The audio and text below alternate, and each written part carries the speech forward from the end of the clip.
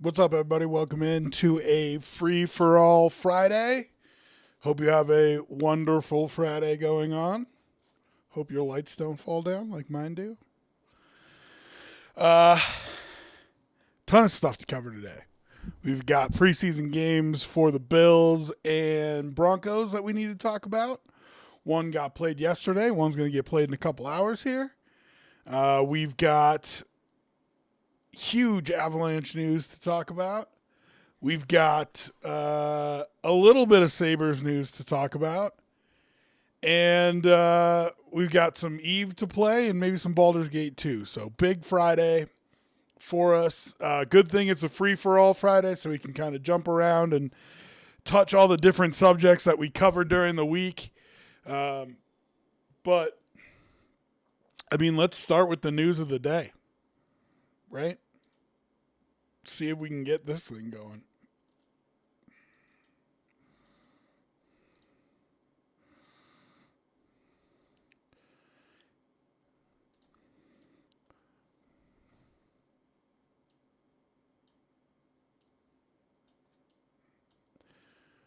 There's the big news of the day.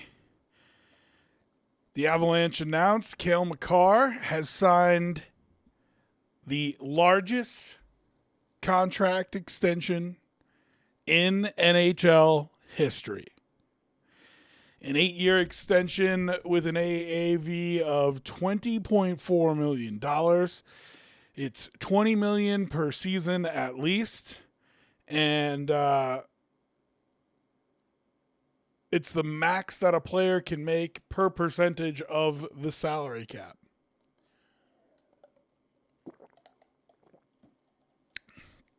So, homie's got 9 years now that he's tied to the Colorado Avalanche. I think everybody feels great about that. I don't think you'd find a single detractor. The number is huge, but with these big contracts, will probably age okay. There has been a big jump recently in contracts where we went from like 16 and 17 AAV to 20 AAV real quick. And for players that you were kind of like, ooh. But for Makar, of course, I think it's totally warranted. 27 now, so by the end of the deal will be 36-ish.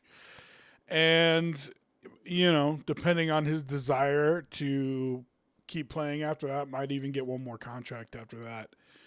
But taking him through his mid-30s is something that I think you're really comfortable with for a defenseman and, you know, a hockey player. I think you're real comfortable with that. If you're the Colorado Avalanche or an Avalanche fan. Emily Kaplan in this article for ESPN notes the massive deals for young centers for Carlson and Celebrini. You know, Celebrini, you feel like he's the next guy in the league. Carlson, it felt like a lot. But you know, Makar resetting the market absolutely feels like it's the right spot to be in. Listen, the Avs, you're a perennial Stanley Cup contender. You know, Emily says it here. I don't think anybody would balk at that number or the percentage of the cap that you gave him. I think it's one of those deals that you just get it done and you take your medicine. In other leagues, there's ways to get creative with that contract where maybe it doesn't hurt the team so much. In the NHL, there's not. There's not. The way they have it structured, it's, you know, AAV and that's it, you know? And so regardless of bonuses or there's no void years, there's no, you know, all these other leagues, you can get cute with the way that you make the contract and you can try to make it more friendly for the team. In the NHL, it just is what it is. And so you sign the deal and you just kind of move on. Let's look at Spot Track real quick. Because I think your biggest concern is the other deals you have coming up. You know, when we discussed this before, it was a conversation about Lehkonen that gets a little bit worrisome. Because he's just not a guy that you can afford to lose or afford to give a big contract to. And, you know, the combination of those things is tough. It's tough to figure out what you're going to do there. So let's pull up their spot track and just have a conversation about it. So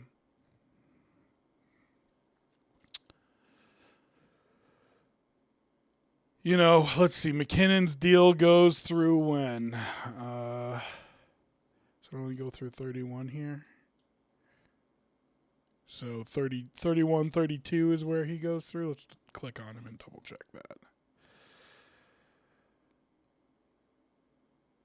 Yeah, 31, 32 is where McKinnon's deal goes through. And he will be 36 at that point. Makar, they haven't filled in this contract yet. But so, you know, you want to look at like through your 2030 season, these next 3 years, what you have locked down for to try to build a cup contender. Taves is 32. Yeah, 32. And he's locked down through that 30 season, so you feel good about that. He's probably going to partner with Kale all the way through there and probably for the rest of Taves' career. You got Nelson for one more year. You got Natchez signed through there, and I think he's all the way till, yeah, he ends around the same time as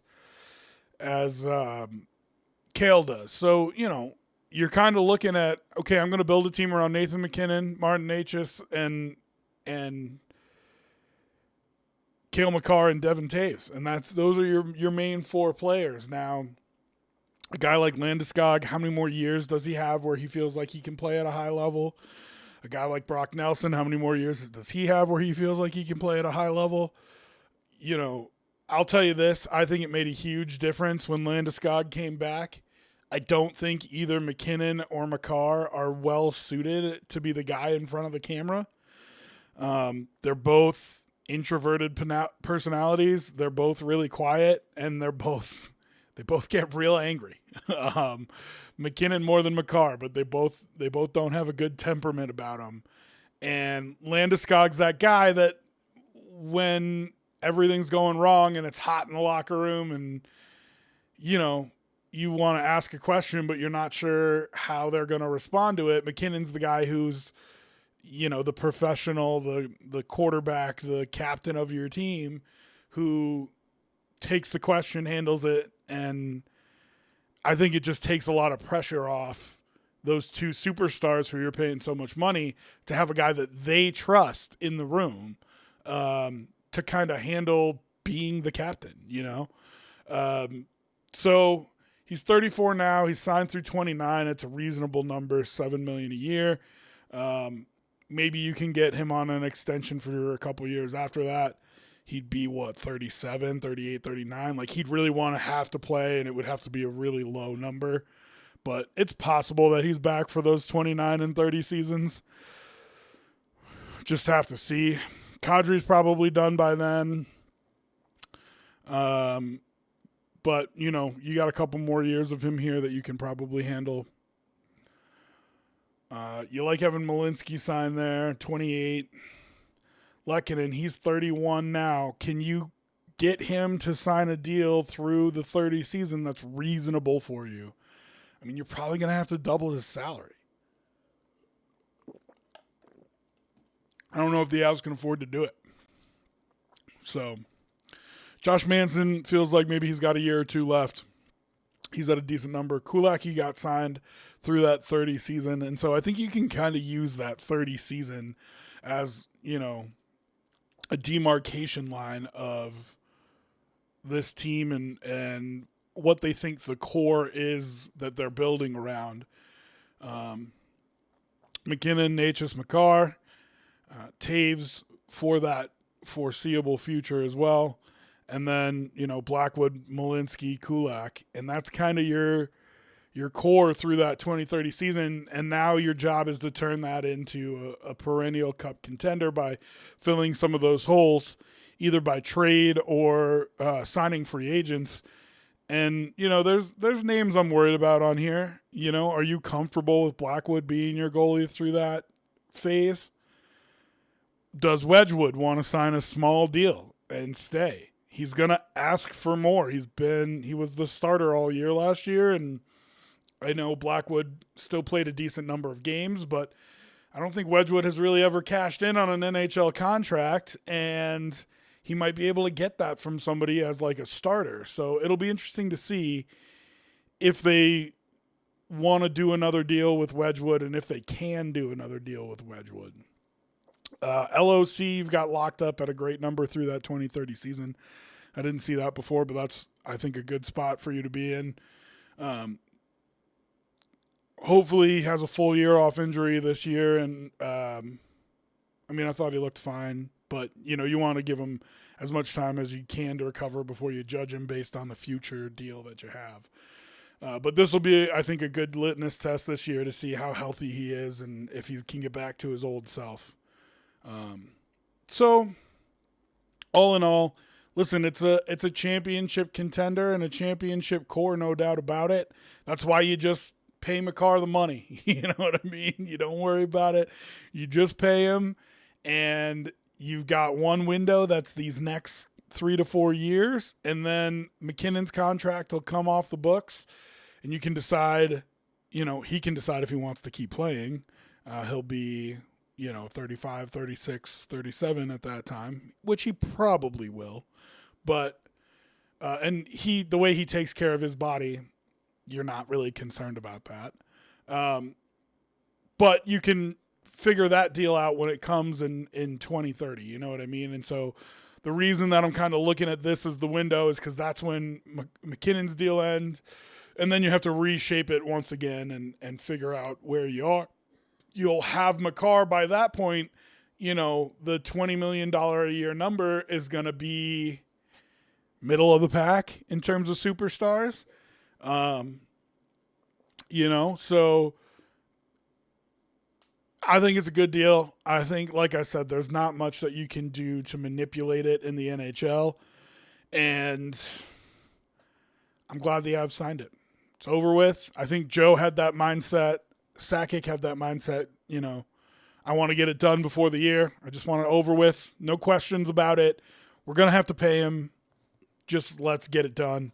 And I think it was a smart move on their part.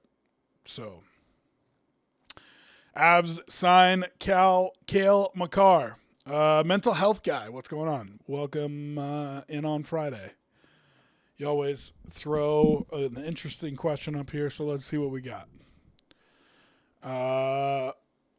Who's the worst to first this year in the division? Yeah, a lot of people have been trying to tackle this question because I don't think there's a simple answer. Just because it happens every year doesn't mean it has to happen this year.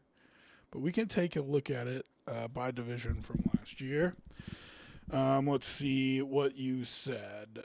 Worst to first winners, Bears of the NFC North, Houston of the AFC South, Jacksonville, AFC South, Bengals, AFC North. Are the Lions the only team capable of finishing first in their division? So let's go through and look. You got the Jets.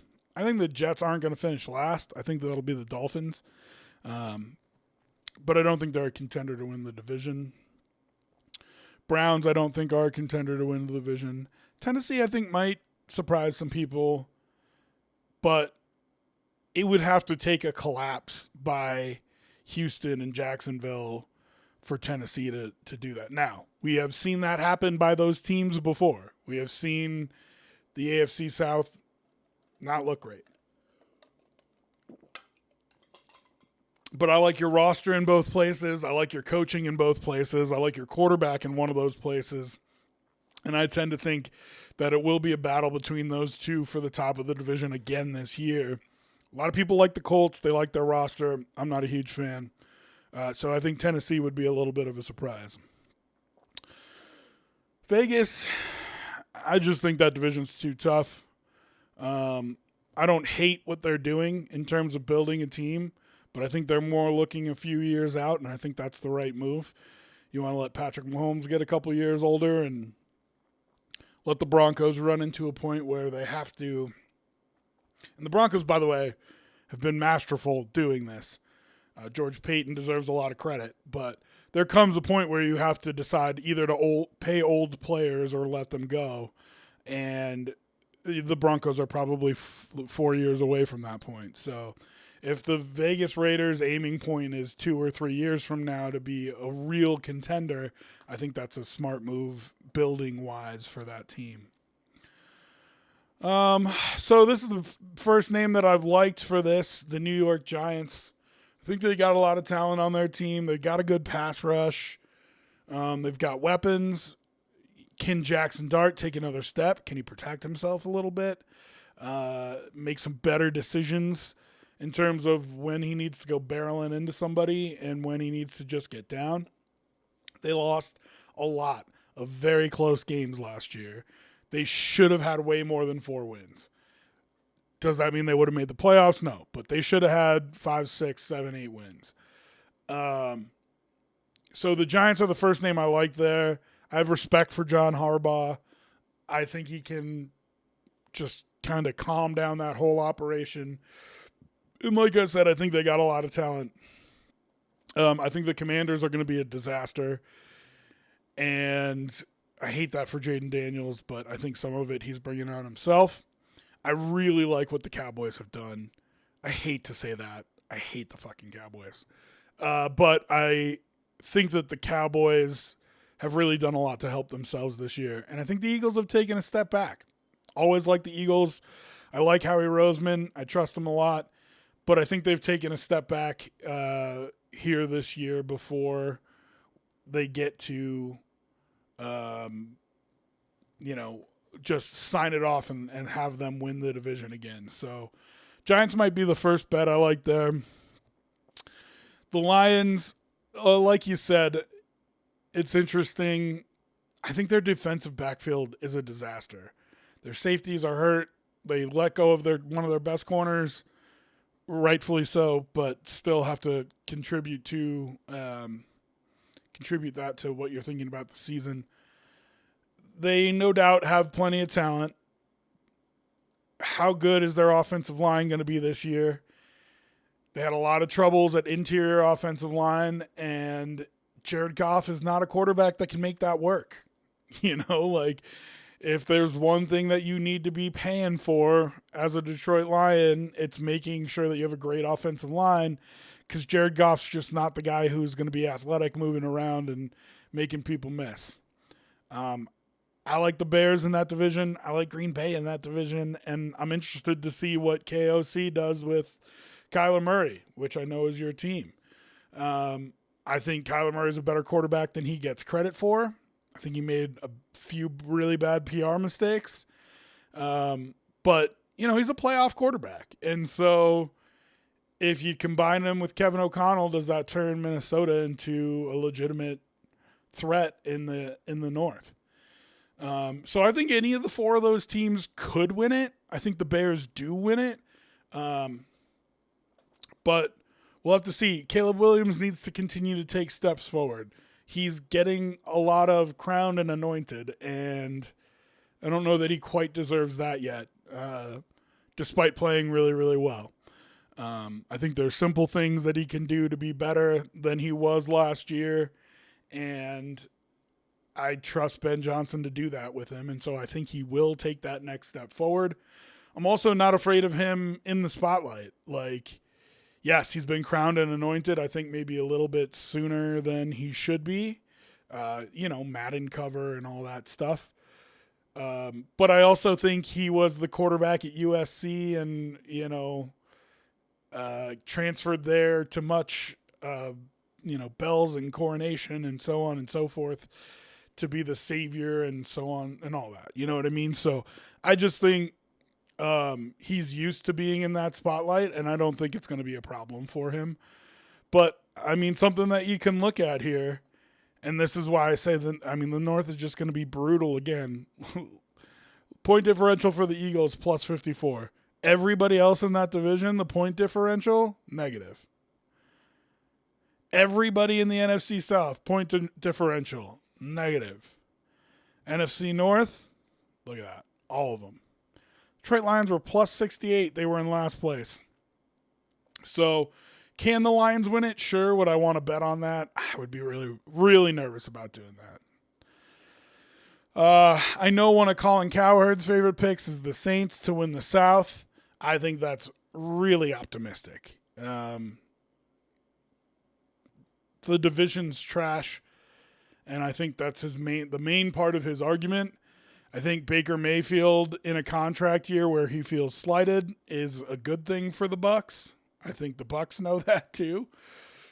The Panthers have a good-looking roster. Not great, but good. Tampa's got a good-looking roster. The Falcons have a good-looking roster. The Falcons just have a quarterback problem, you know? And so to say New Orleans is going to jump all those teams to number one, I don't love that bet. I know Colin Cowherd's been on it, but not me. And then I think the Cardinals, again, they've got some nice pieces. I don't think they're the worst team in the league, but I think they're going to get trampled by the other three teams in that division again. So, I mean, if I had to bet somebody, who would I bet? I think, well, your question is are the Lions the only team capable of finishing first in their division? And I'd say no to that. But if I had to bet, I'd probably bet the Giants. Do I think the Giants are as good of a team as the Lions? No. Do I think the Giants have a better chance to win that division than the Lions do to win their division? Yes. So, because I'm not betting on the Jets, I'm not betting on Cleveland. Maybe next year I'd bet on Cleveland, though. I watch out for the Browns. If they can get a young quarterback in there, or, you know, Shador develops, they're starting to put together a little bit of a nice roster there. But they're still, I think, a couple of years away. Same thing with Vegas. Titans, it's all about Cam Ward. I don't know if he's got enough personally to get them to win that division. So, yeah. So, if I had to bet on it, I'd bet on the Giants. I don't hate betting on Detroit. And I understand people saying the Saints, but I think those would be the only three that I'd even consider. For worst to first. Okay, so let's talk Bills game last night.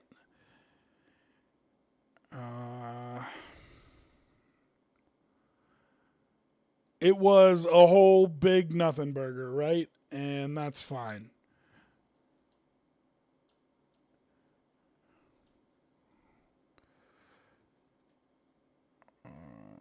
Let's try it like that. Is that going to work? Make it so you guys can see it.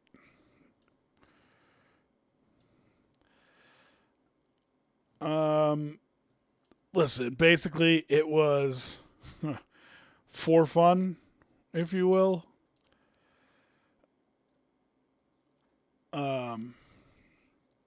Skylar Bell, I thought, had a really nice game, if I'm breaking it down.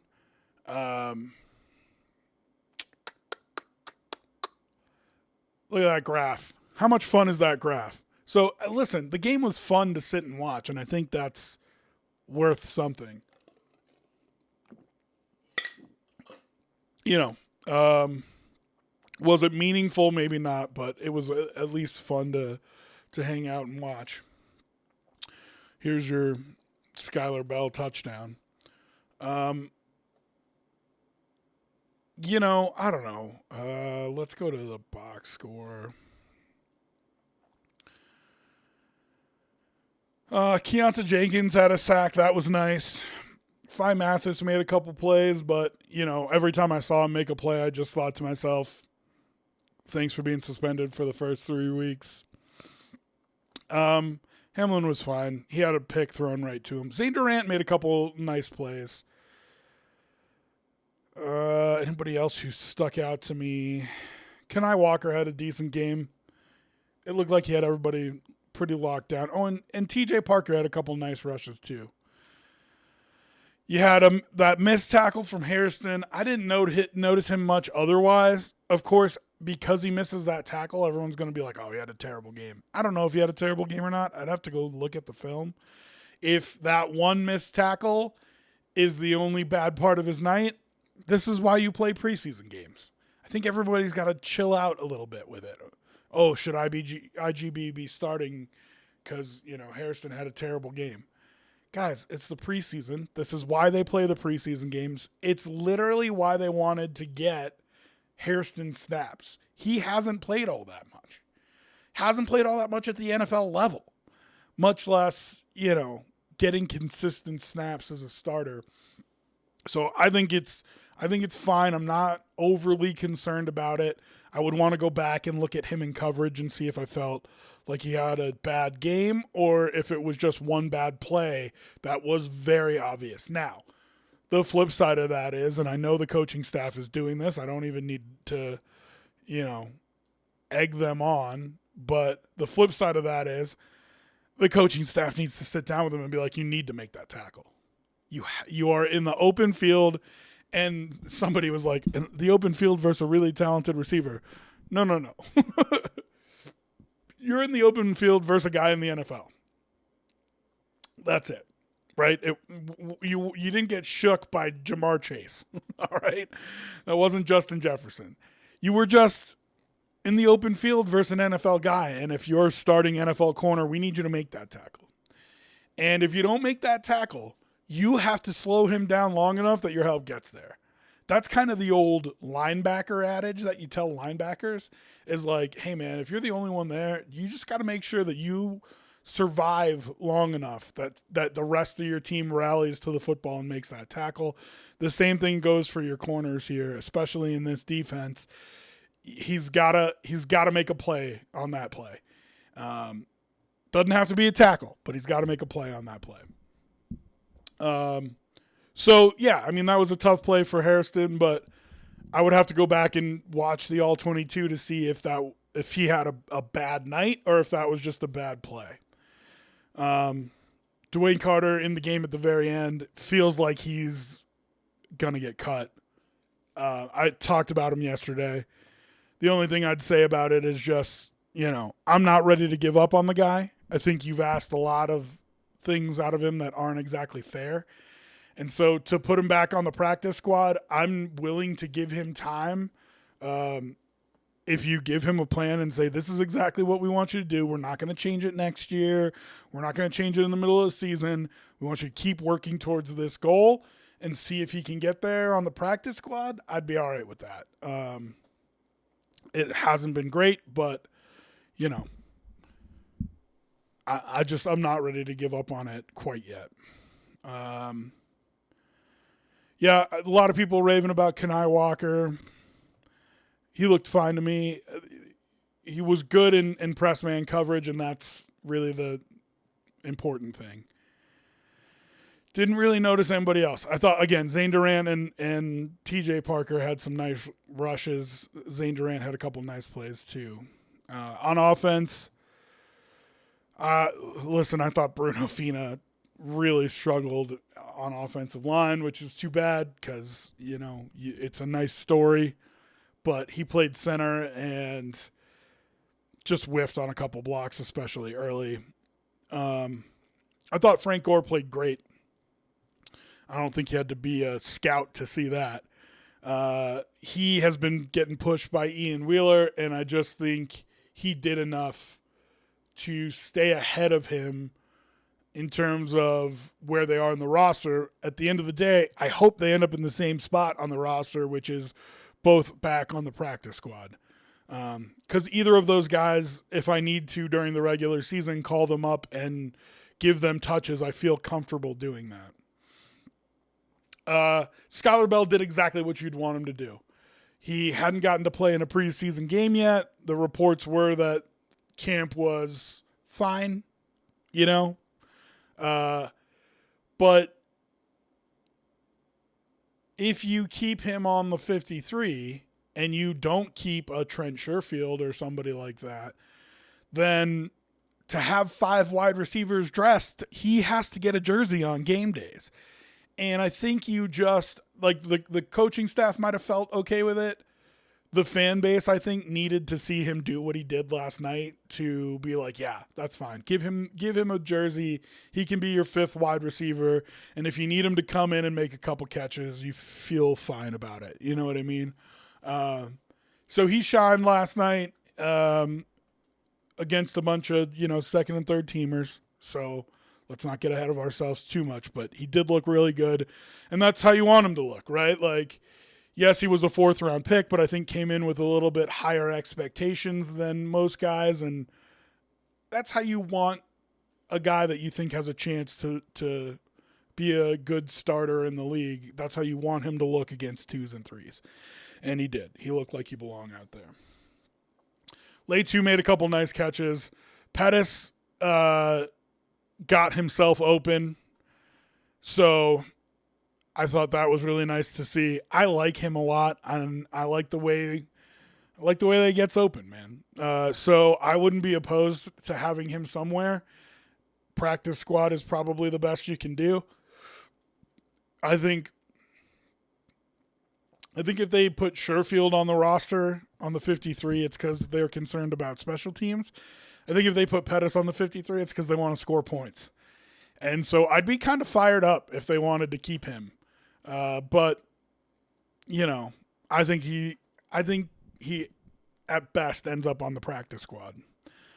Jamori Macklin didn't really do anything to stand out. We know what we're getting from Sherfield. Van Sumeren had a couple nice lead blocks. There was that play at the beginning of the game where it was like a screen pass and Van Sumeren led and blocked. He had some nice plays.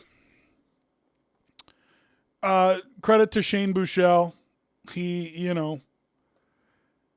That was a gutsy game that he played at starting quarterback. So that was fun. And then, of course, the comeback touchdown was a great throw. Two-point conversion, rather, was a great throw. Guy in his face and throws it out to his left. It was romantic for getting back into football season. It was exactly the kind of thing that you want to see. Like I said, a nice day from Frank Gore. I think that's it, really. The field seemed to hold up okay. Looked like they replaced some of the trouble spots is what I heard. So the field seemed to hold up okay. I am concerned about that for the Thursday nighter. I hope that it is in better shape even then. I did see one turf expert on. Can you see my hands? I did see one turf expert on Twitter say that the way that grass roots, that even with as early as they put it down through the summertime, it still is only like most of the way through its rooting process. And that specific type of grass would do much better in like November than it would do in like August. And it's part of the reason that they picked it. So here's to hoping. But I also hope it's ready for that 3-game stretch. I mean, you're going to play 3 games on it in 3 weeks. And I just hope it's not a disaster. I really do. I'm concerned about it. So yeah, that's kind of the recap of the Bills game. Overall, it was a fun game to watch, and I think as a Bills fan, you should feel good about where this team is after the preseason. I think it's nice that you play on a Thursday. You don't have to make the cuts until Sunday. You can start maybe releasing guys in waves. You also can make some phone calls about, possibly trading some depth that you have in certain places. If you're not going to keep them, if you've made that decision already, gives you a little bit of time to make some calls and see if anybody wants to give you a late round pick for interior offensive line depth, maybe one of the edge rush guys, somebody like that. So, and then Broncos tonight. We're just a couple hours away from them also concluding their preseason. Mental health guy, I don't know if you're still here, but you can tell us what to expect from Minnesota. I think it's going to be a game a lot like the Bills had last night, where it's all second and third stringers who are actually participating in the game. And like the Bills really barely had second stringers in there. I think the big things to look for on the Broncos is, I want to see the center of that offensive line, the interior offensive line, and particularly the center position. Is that Throckmorton today that's playing? Is he sitting out? If he is, who is in there playing center for them? And I'd kind of like to see just how they look. I feel like they might need a little bit of help on the interior offensive line, but it also, injury wise, you might be able to convince me that they'll be fine come the regular season. What else do I want to see tonight from the Denver Broncos? I think there's a conversation to be had about defensive line and the bottom of it, Savion Jones in specific, about if he's on your 53 or not. I would be surprised if he's not, but I have seen a lot of people, including Jeff Legwold, who I respect a lot, saying that he thinks he's on the outside looking in. So that's at least an interesting conversation. Of course, there's the conversation about inside linebacker, and I think Red Murdoch has made the team. But, who are your two backups going to be? You got a lot of youth there, and I'm not sure how they feel about it. It might be a situation where they look for somebody after camp to plug into one of those spots, but with Lavelle Bailey being on IR, are you comfortable going into the season with York and Murdoch being your two backups and having two rookies there? You know what I mean? I think it's an interesting point. I think it's something to watch tonight. I think you'll see a lot of Red Murdoch, and I don't think that's necessarily a bad thing. I think it's just they want to get him as many reps in the NFL as they can. So if there's a problem during the season, they feel comfortable putting him in there.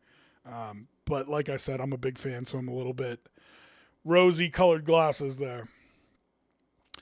And then I think there's at least a conversation to be had about the safety spot and that depth. But overall, it's not one that I'm concerned about. It's just who ends up getting those last couple of spots. JL Skinner is probably your last spot there.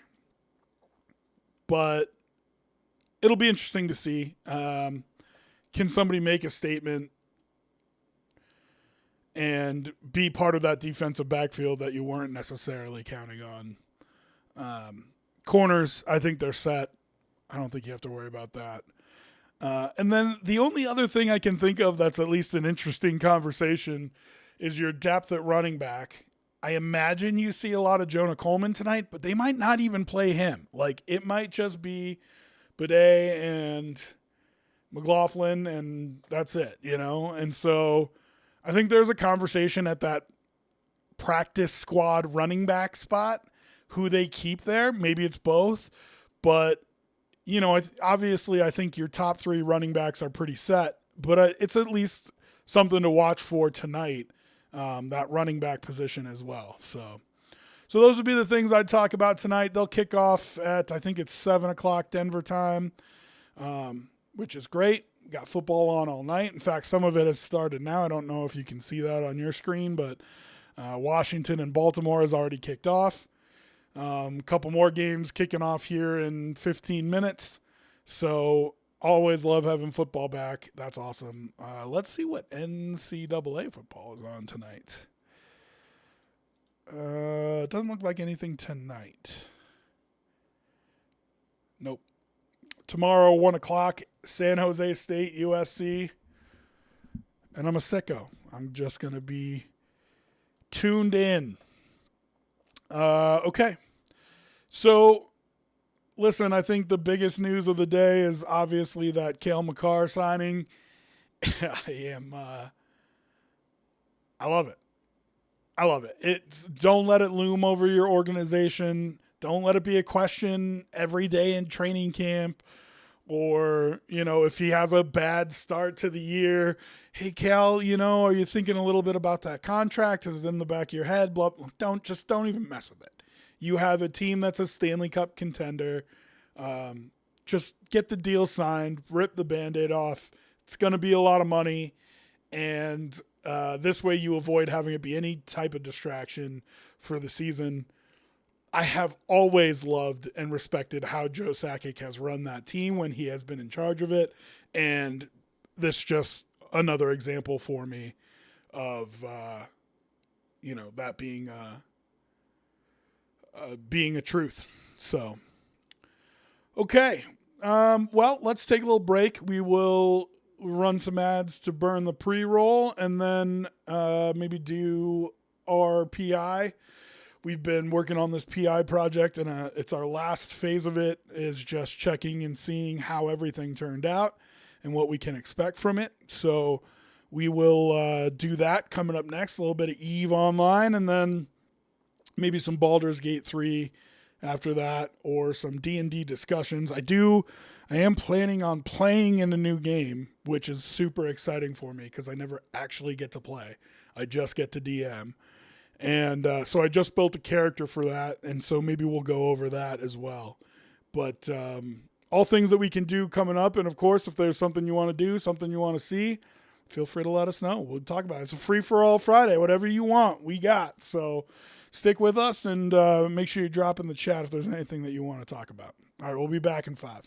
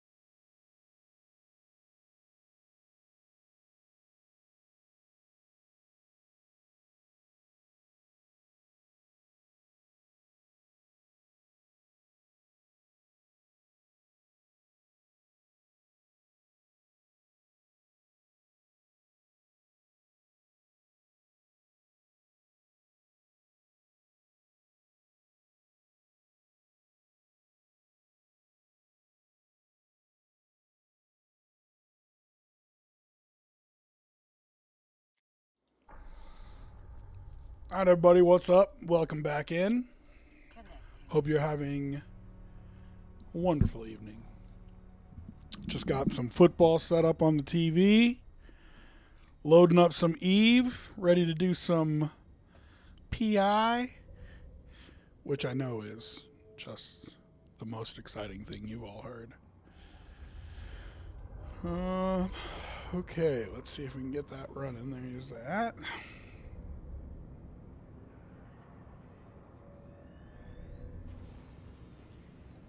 Like I said, it's free for all Friday, so if there's something you want to chat about, feel free.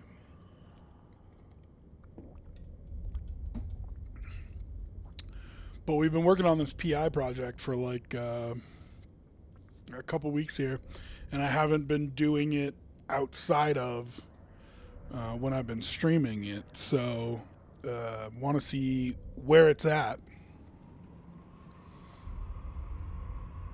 I have unclaimed rewards. I don't think I do. Oh, maybe I do. How about that?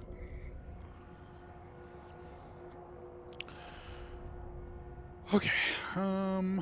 Let's do this. Did I fit this? I think I did. Yeah, she's fitted.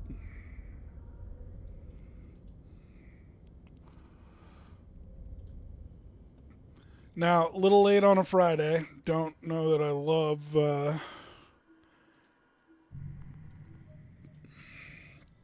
jumping into dangerous territory here.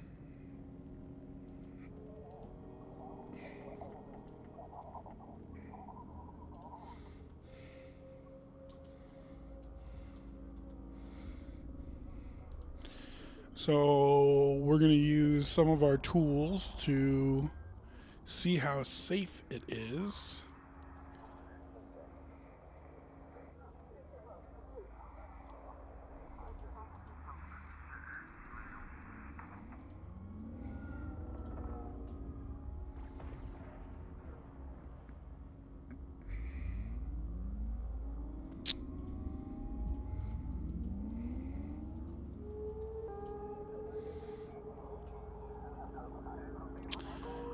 Okay. Well, let's see. Warp drive active.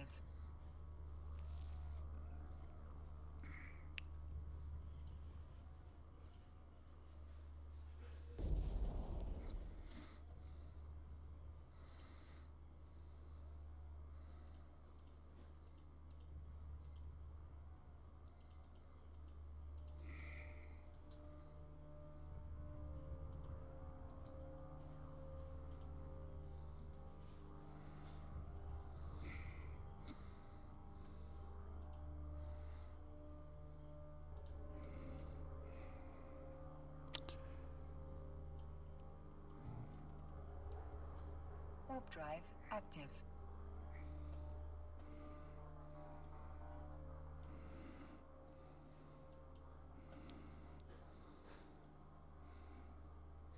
Oh, that's just what we want to see, isn't it?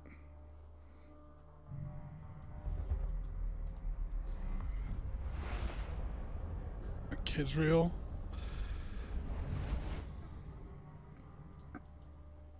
Drive active.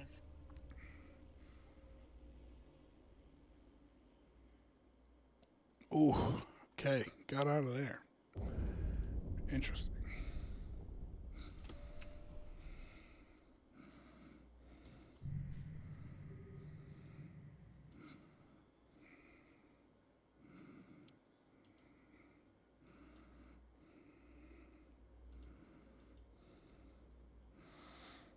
Okay, it should be safe enough there. But, you know, the old saying goes, you are never safe in Eve.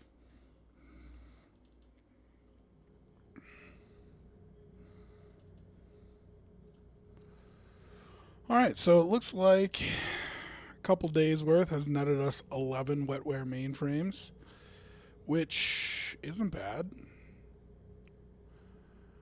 Especially for the fact that we don't even have full skills on this character. So I feel pretty good about that, to be honest.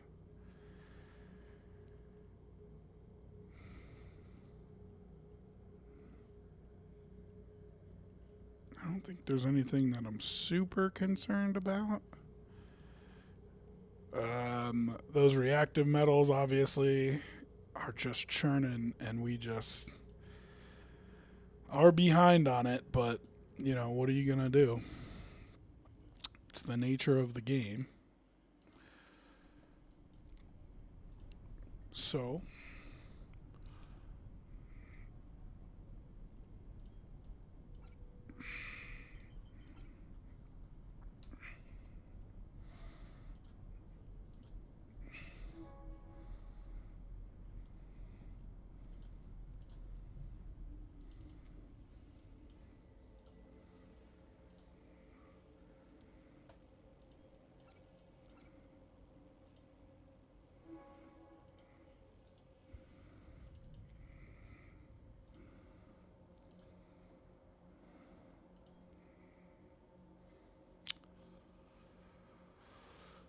that could be a little bit of an issue because we do need proteins for something on our production planet.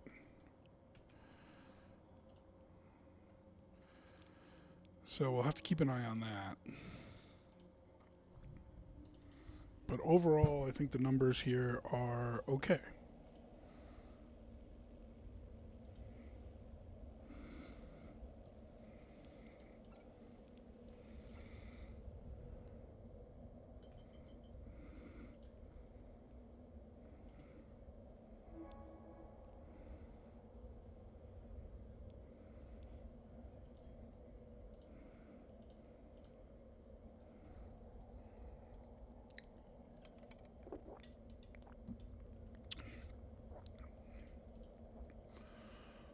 All right, well, let's see if we can sneak through and get them.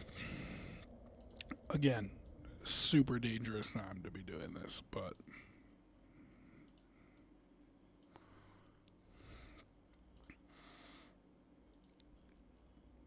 that's why we're in a ship that's worth, let's see, what is it worth? 18 million-esque.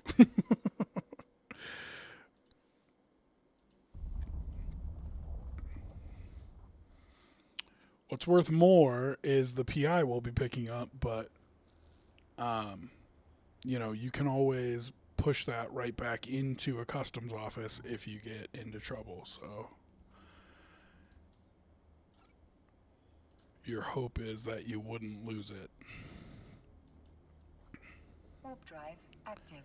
And then we can try to reset the extractors and see where we end up with it all.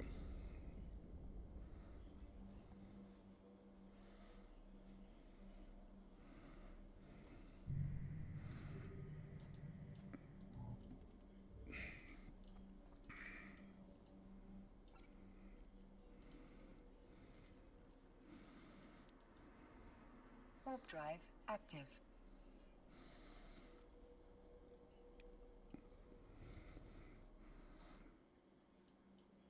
See if we can get in and out as quick as possible. There's a couple people in local.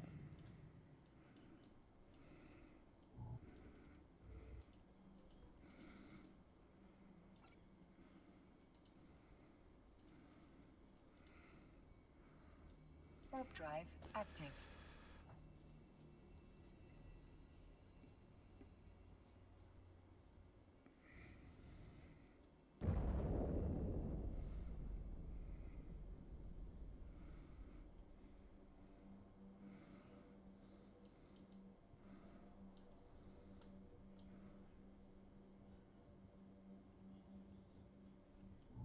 Still those Vespas out there.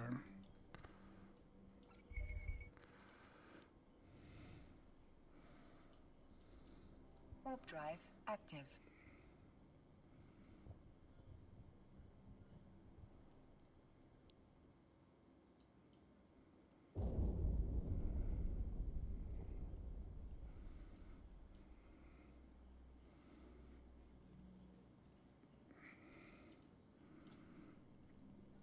Okay, the Lancers shouldn't mess with us if we don't mess with them. That's not a guarantee. So let's get our stuff and get out. Warp drive active.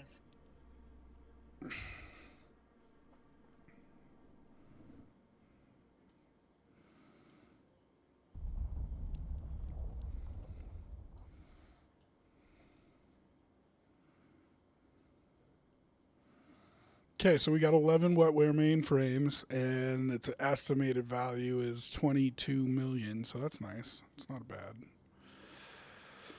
bad number. We would hope that we can get it to a little more refined and pulling a little bit more than that, but we'll have to wait and see. What we do want to check is our chain. So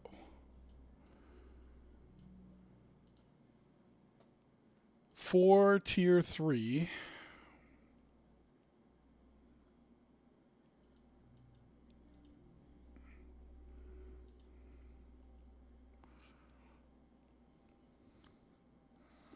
we have biotech research reports and cryoprotectant solution. And that means the thing that we're not making is supercomputers. And we're not making supercomputers because we don't have coolant. Okay, so coolant. So we need more electrolytes. So that's fine. That'll be part of this little dump that we do here. So that's good.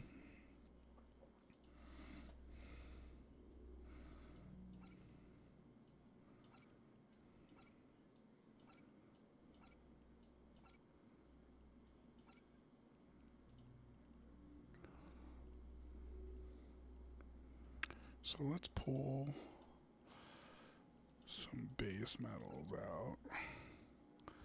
Not all of, come on, not all of them.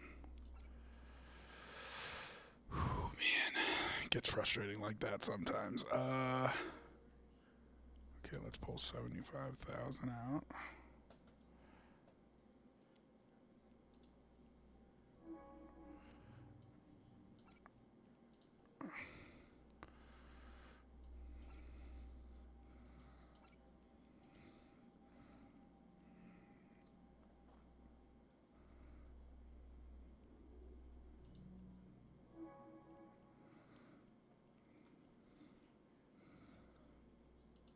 What aren't we making? Everything that takes reactive metals, of course. So I think we need to look at just taking some of those off planet, and the way that we can do that is let's go to our planet that has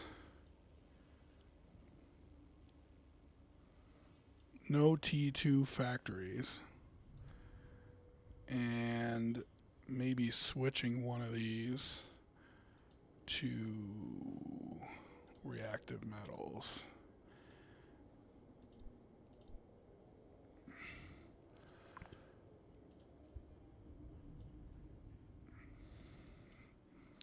And then what we'll do is we'll ferry, and it's going to cost a little bit extra, but we need an extra factory cranking them out, and probably more than one, to be honest.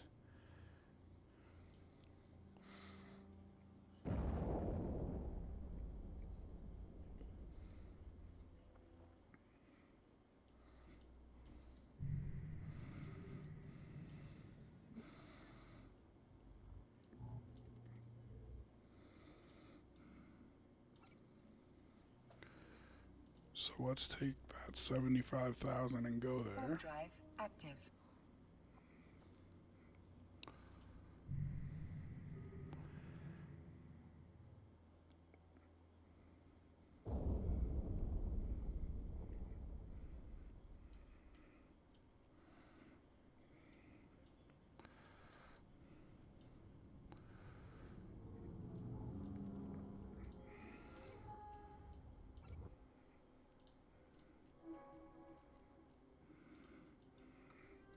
Warp drive.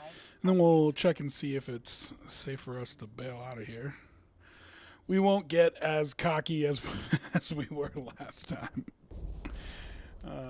But I was just trying to test him, see how good he was, you know? Oh, football on my TV. Still incredible. Yes, it's preseason. I don't care.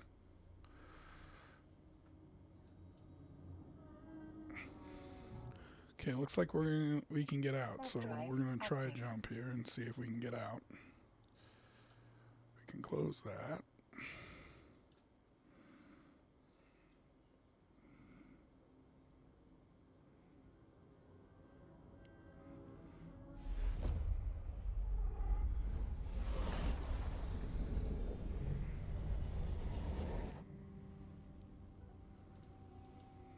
Warp drive active.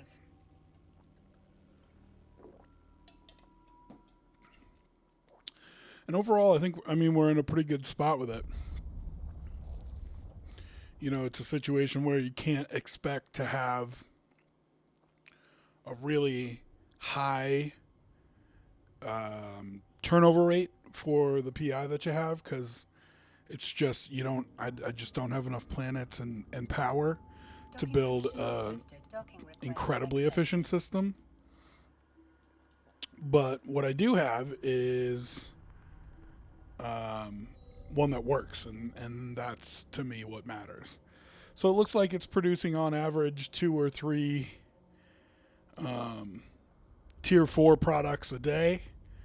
At most, it could produce 12 a day. So I think you feel okay with that. As long as you're not in a rush and you don't need to make money immediately, it's the kind of thing that you can just let stack up and then take big, full cargo loads to Jeddah and sell them, So we switched this to reactive metals. We dropped about 75,000 in there, which will go for a little bit, not too long, but at least a little bit. And that way we've got 2 factories making it, and then we could even think about adding a 3rd. If we did that, it would be on our lava planet. And it would be one of these. I think maybe we should just go ahead and do this. I just don't know that we pull enough, extract enough for this. But what we can do is we can switch this to construction blocks. There they are. And the toxic metal we have in here, right? And then can we switch this to reactive metal and do the same thing, where we just put our leftover unprocessed raw materials in there, and that way we're building a T2, and it'll be slow, but at least we're building a T2 there as much as we can, as well as building it on the production planet. So that might ease the tension a little bit. So I might go through and do that too. But like I said, all said and done, we got to tier 4, and we're at least producing a few a day to make a little bit of extra money on the side. When we get some MCTs, which I saw went on sale, depending on when you're watching this video, could be on sale right now. When we get some MCTs, we can continue to train up her PI and get those level 5s in those skills done to enhance the process and see if we can make it better. So thank you everybody for watching this PI video, and if you have any questions, feel free to reach out on the channel, like, subscribe, and follow if you liked it, if it helped you. Those help the channel a lot. We appreciate it. Okay, so let's switch. And I don't know if I have this one fit. I don't.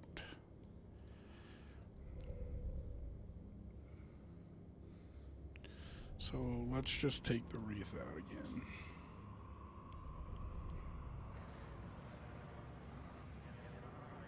We should take those out of our inventory. So now we've preserved our money, which is nice. That's what we want.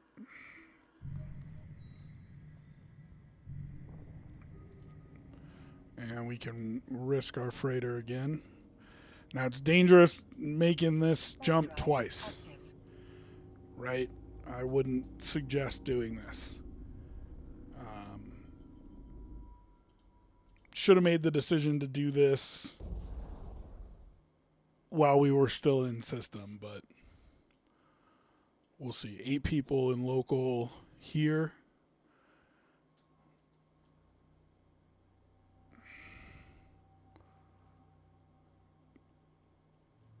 And there was 3 in local in the next system over, but I haven't run into anybody yet. But that doesn't mean they're not there. You know?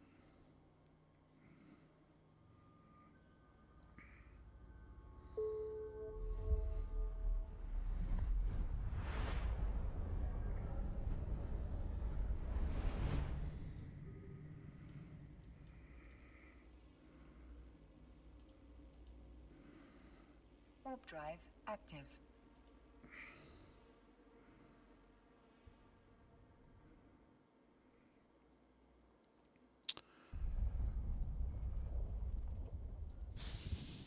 Okay, so now let's open that PI back up.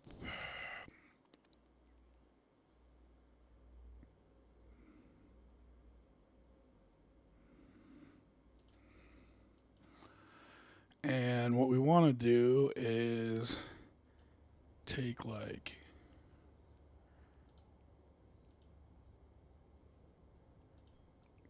30,000 out of here.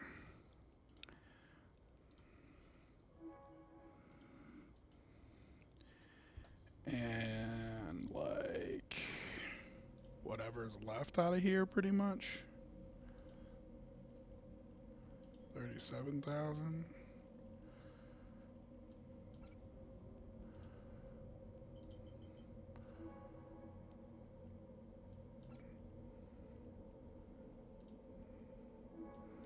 Okay.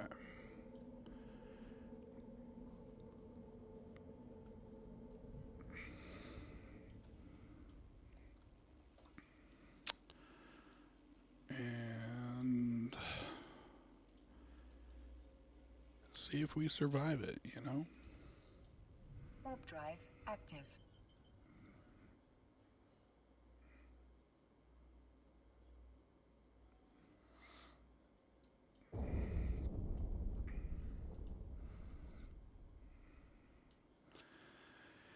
And I don't think this is going to help a ton, but it'll just make it a tick more efficient. Unfortunately, we don't have a lot of extractors here. Now, what we could do is only refine on these planets that we've now switched over. Warp drive So that would give us 2 planets that we have 1 factory on each. But what that would allow us to do is put more extractor heads on our production planet where we're pulling the resource from. The problem with that is then we don't have any going in directly for creating P2 on that planet. We'd have to ferry all our P2 to P1 to that planet to make our P2s. And so I think it's better to have a factory just always going there, but we'll see. We'll see how much those extractors pull.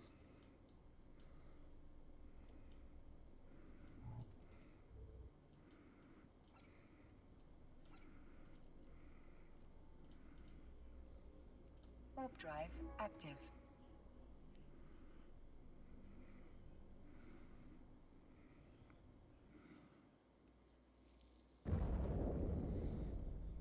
And we'll see how much it helps too. I mean, it's definitely going to help having the extra factories turning raw into P1, but how many extra construction blocks do we get going from P1 to P2? You know what I mean?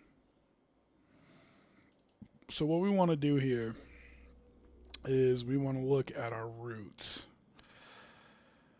And so we want to go to reactive metal in our outgoing. And we've got 40 going to 3NROT.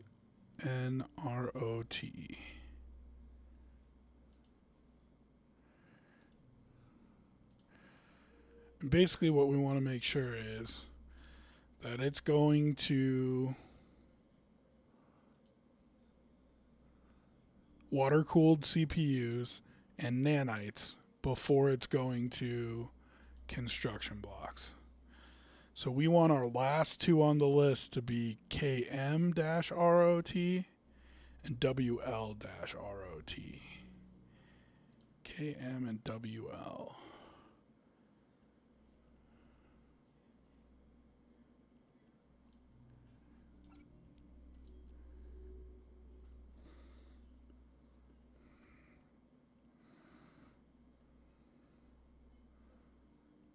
WL. Okay, so they're not the last. Now, the only way that we could fix this would be to delete the routes and then reset them up. But if we do that, then we don't have the reactive metal in our hold right now to remake the routes. So the routes will just be broken, and we don't want that. So 3N and JN are what we have right now as the main routes. JN's nanites. Tell me 3N's water cooled. Perfect. Okay, so 3N is one of our first two, and it's for water cooled CPUs. And JN is one of our first two, and it's for nanites. So at least it goes to those two before it goes to the construction blocks ones. If I had to pick how it was ordered, that's what I would pick. So feel good about that.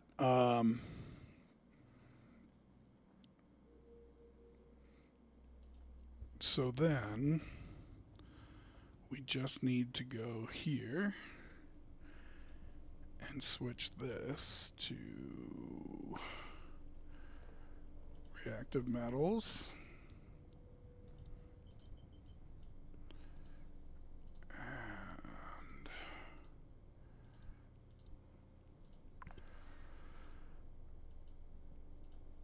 And so the first one's going to be done in a half hour there, and then I would come back in and just link up this factory with the reactive metals, and then that should just churn on its own as well. So feel pretty good about where it's at, if I'm being honest. All things considered. Now it's just, little tweaks to see if you can get it more efficient, but the overall of the PI is pretty solid.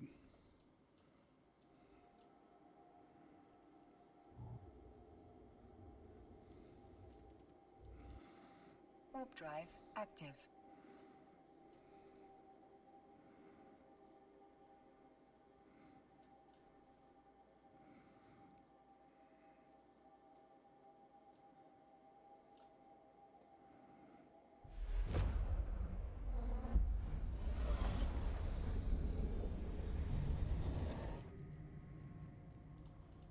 Warp drive active.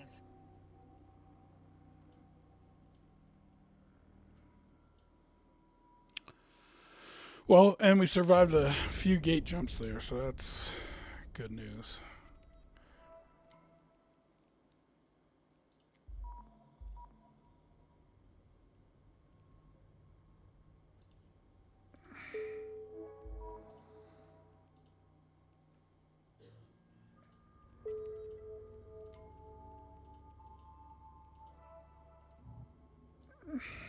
Docking permission requested. Docking request accepted. Iffy. Dangerous stuff to be doing on a Friday night, you know what I mean? But we got it done. Okay, what's next on the list?